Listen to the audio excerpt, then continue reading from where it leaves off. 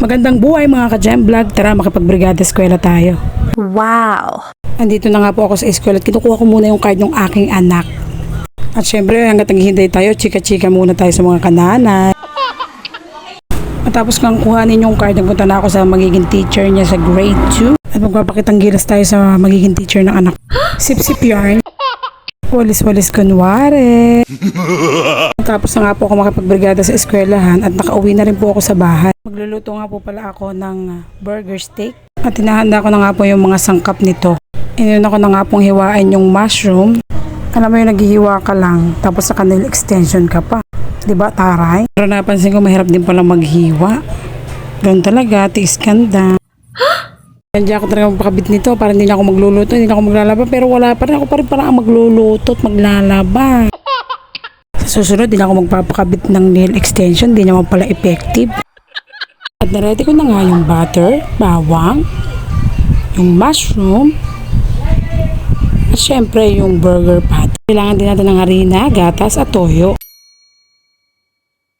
Nilagay ko na nga yung butter pala. Inuna ko na nga pong iprito yung burger patty. At ginisa ko na nga po yung ating bawang pero inahon ko din agad. Ayan na nga siya guys, nilagay ko muna sa mangkok. Nilagay ko na nga guys yung harina. Kailangan maging ganyan siya yung maging tuyo para nasipsip niya yung butter. Pag tuyo na, lagyan natin ng tubig. Kailangan hanggang sa maluto, haluin mo lang para hindi dumikit sa kawali or para hindi masunog. Lagyan ko na nga po ng mga pampalasa. Ng gatas, asin, toyo at paminta. Ayan, ito na nga po ang ating sauce. Tara, na tayo na nga ating burger steak a la Gemery. Tara guys, patikim natin sa kanila.